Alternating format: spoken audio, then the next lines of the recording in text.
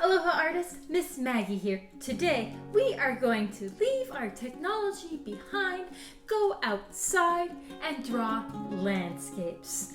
I think we need a break and some beauty of nature.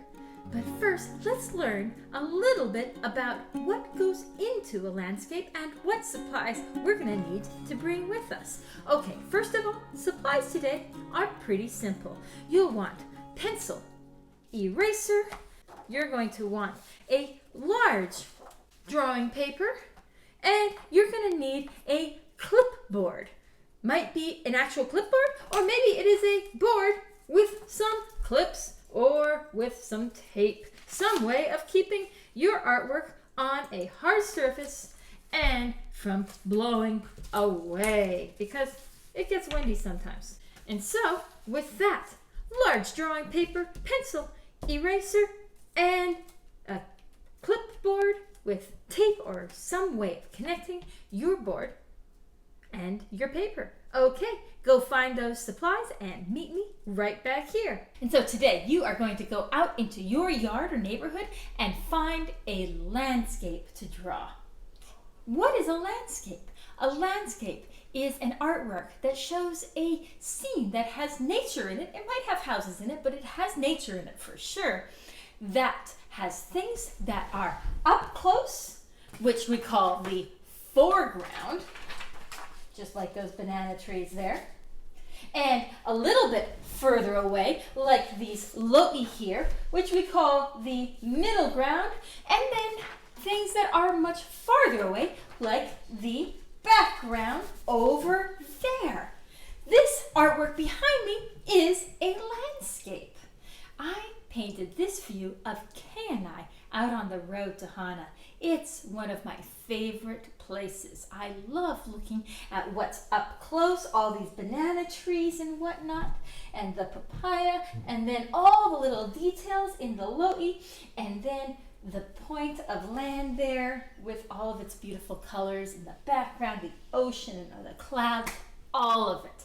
So today you are going to find your view that has a foreground, middle ground, and background in your yard or neighborhood. How are you going to find your view? Well, with a viewfinder. How do you do that? Well, do this with me. Take one hand and go like you're saying stop. Another hand facing towards you. Stick out your thumbs and then turn those hands so that you have a rectangle. That rectangle you can see through to find your view. So you're going to use this to find a view that has things that are close up, a little bit further away, and much farther away. So you're going to use this viewfinder to find a view that has a foreground, middle ground, and background. Let's get our paper set up in a way that will help us remember this outside. And so let's make a couple guidelines on our paper for that. We're going to use our fingers again, those two same fingers from the guideline. And what I want to do is I want to see where the top of my paper is and where the bottom of my paper is. And this is a little bit of a visual challenge. I'm going to see, can I make a distance with my fingers so that it's the same above, inside, and below? See? This space, and this space are about the same. So I'm going to make a mark where my fingers are. And then I'm going to do the same thing on the other side. I'm going to make sure it's about even. And, whoops, I lost it. Yeah, about even. And I'm going to make a mark there, and a mark there. And I'm going to make the lightest line possible. How light?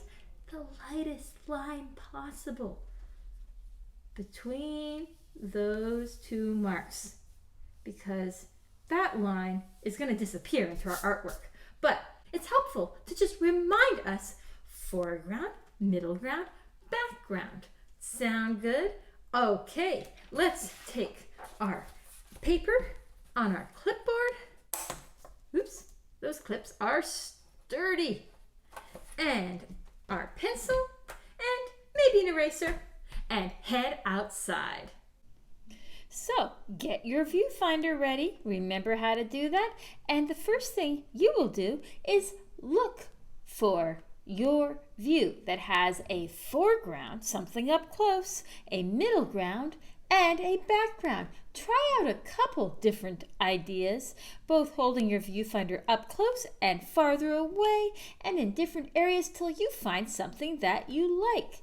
And then, before I draw, I'm going to just sort of feel around with my finger. Well, where's everything going to go? I see that I have a tree that is in the foreground and its roots are down there in the bottom. But you know what? If something's in the foreground, it is large because it's up close. So it does go up to the top of the paper. See those branches? I'm looking at the lines that make up this tree.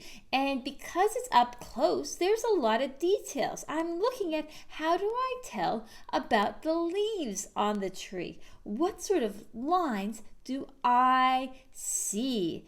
And what do I see about the base of the tree down here at the bottom in the foreground? There's the weed cover there in the center. Now, how about the middle ground? My house is in the middle ground. I'm looking at what lines make up the house. And then there's all the tea plants along the side. This is sort of like when we drew the rainforest. What sort of lines make up the plants in your yard? Draw those lines. And of course, I'm sped up this video. I didn't really draw it this quickly. I just want you to have more time when you go outside. But I'm putting in all those details that I see, and in the middle ground are also those other bushes. They're behind the other things. And I look again, see, well, what other details do I see? And then the background. It's hard to see the background through the video here, but I can see a little bit of Haleakala and some clouds. Very important details, even though they're small. And then I'm going to look back at the foreground again. The foreground is the closest, so that's where the most detail is. And I want to make sure that I put in all the details that I see. Before you say you're done, always stop and look again. Look at what details are in your foreground and your middle ground and background, but especially the parts that are up close. I'm looking again and adding in lines that tell you about the tree, the yard, my house, and everything in this landscape. What else do you see that I put in my foreground? How about the middle ground? Do you see what details I added there? Look at my background. Can you see Haleakala and some clouds there far, far in the distance? See, in your own yard, can you find a view that has a bit of Haleakala or the West Maui Mountains or some other view that's looking as far away as you can?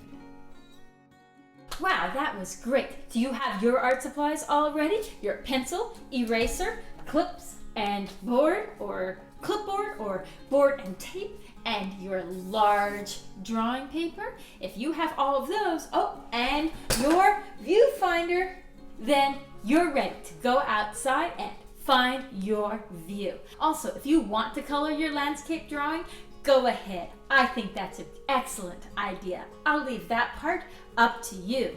And send me your artwork when it's done. I can't wait to see it. And make sure you share it with your teachers too and post it online.